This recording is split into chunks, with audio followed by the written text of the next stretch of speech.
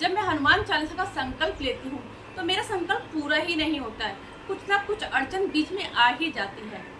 कभी कभार ऐसा होता है कि जब मैं हनुमान चालीसा का संकल्प लेती हूँ तो मैं भूल जाती हूँ। जब मैं बाहर दोस्तों के साथ जाती हूँ तो मैं नॉनवेज वगैरह खा लेती हूँ, मुझे याद ही नहीं रहता कि मैंने हनुमान चालीसा का संकल्प लिया।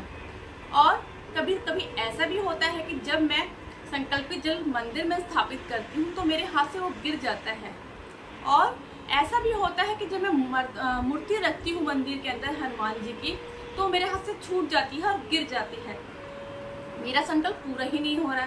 क्या भगवान मेरे से नाराज है या मुझसे कोई गलती हो गई? क्या मेरा संकल्प पूरा नहीं होगा? तो जय श्री राम दोस्तों, जय बालाजी महाराज की। कैसे हैं आप लोग? आई होप आप लोग बहुत अच्छे होंगे, स्वस्थ होंगे और श्री राम जी हनुमान जी यूं ही आप पे कृपा बरसाए रखें। आप मेरे चैनल पे न्यू है तो सबसे पहले सब्सक्राइब कीजिए और बेल आइकन प्रेस जरूर कीजिए ताकि नोटिफिकेशन आप तक सबसे पहले पहुंच सके। तो चलिए आज हम इसी विषय में बात करेंगे। मेरे को बहुत सारे कमेंट आते हैं कि दीदी हम जब भी संकल्प करते हैं तो कुछ ना कुछ हमसे गलती हो जाती है, भूल हो जाती है और हमारा संकल्प क्या पूरा नहीं होगा। मैं जब जल स्थापित करती हूँ मंदिर के अंदर तो मेरे हाथ से, जब मैं जल ग्रहण करती हूँ या हनुमान जी को अर्पित करती हूँ तो मेरे हाथ से गिर जाता है। कभी कभार ऐसा होता है मेरे अलावा मेरे फैमिली किसी मेंबर के हाथ से वो जल गिर जाता है।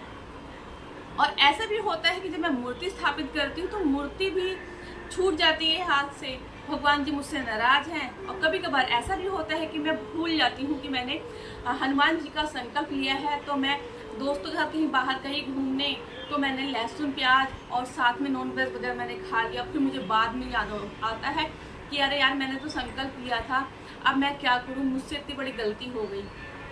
तो आज मैं आपके सारे डाउट एक ही वीडियो में क्लियर करने वाली हूँ। मुझे बहुत सारे ऐसे कमेंट आते हैं और मैंने सोचा इसका एक मैं सेपरेट वीडियो बना देती हूँ ताकि आप लोगों को प्रॉब्लम ना हो, क्योंकि कमेंट के थ्रू और डायरेक्ट वीडियो के थ्रू अगर आप जानते हैं तो उसमें बहुत ही अंतर होता है। कमेंट में मैं आपको इतनी डिटेल में नहीं बता सकती और अगर आप मेरी वीडियो अगर आप ये देख लेंगे तो आपकी जितनी भी सारी गलतफहमी है संकल्प को लेके सारी की सारी दूर हो जाएगी। तो सबसे पहले मैं आपको बता दूं, अगर आप किसी भी देवी देवताओं की पूजा करते हैं, चाहे वो हनुमान जी हो, चाहे वो गणेश भगवान हो, या माता लक्ष्मी हो, या माता शेरा वाली हो, या सब देवों के देव महादेव शिव जी हो, अगर आप किसी भी देवताओं की पूजा करते हैं तो आप अगर अपने अंदर श्रद्धा भाव और पॉजिटिव थिंक रखेंगे तभी जाकर आपका जो विश्वास है, आपका जो भी आपकी विश है वो तभी पूरी होगी। क्योंकि अगर आप पूजा पाठ करने से पहले ही अगर आपके माइंड में नेगेटिव थिंक आ गया सॉरी, अगर पूजा पाठ करने से पहले आपके मन में पहले ही नेगेटिव थिंक आ गया तो वो आपका पूजा सफल ही नहीं होगा। क्योंकि आपने पहले ही सोच लिया कि मुझसे ये गलती हो गई, अब मैं संकल्प ले लिया और कहीं ना कहीं आपके मन में वो बात रह जाती है। जब आपका विश पूरा नहीं होता, आपकी इच्छा पूरी नहीं होती, आपकी मनोकामना नहीं पूरी होती। मेरे को ऐसे भी कमेंट आते हैं कि मैंने इतने दिन हो गया, मैंने संकल्प लिया है और संकल्प भी मेरा पूरा हो गया 7 दिन का, 21 दिन का, जितने भी दिन का लिया है, पर हमारी इच्छा नहीं पूरी हो रही, हमारी मनोकामना नहीं पूरी हो रही है। और फिर कुछ दिन बाद रुक के या कुछ डेज बाद रुक के मेरे को कमेंट आता है कि दीदी आपने सही कहा था, आपने बिल्कुल सही कहा था कि विश्वास रखिए, आस्था रखिए और मेरी जो विश थी, मेरी जो इच्छा थी, मेरी पूरी भी हो गई और मैंने साक्षात हनुमान जी के दर्शन भी किए। तो मैं आपसे सिर्फ एक ही बात कहूँगी कि किसी चीज़ पे अगर लगातार आप फोकस करेंगे, मेहनत करेंगे या श्रद्धा विश्वास से भाव करें, पूजा पाठ करेंगे तो जो आपकी इच्छा है वो जरूर पूर्ण होगी। संकल्प लेने से पहले अगर आप सोच लेते हैं कि मेरे से जब मैंने संकल्प लिया और मुझसे ये गलती हो गई, क्या पता इसकी वजह से मेरा संकल्प पूरा नहीं हुआ।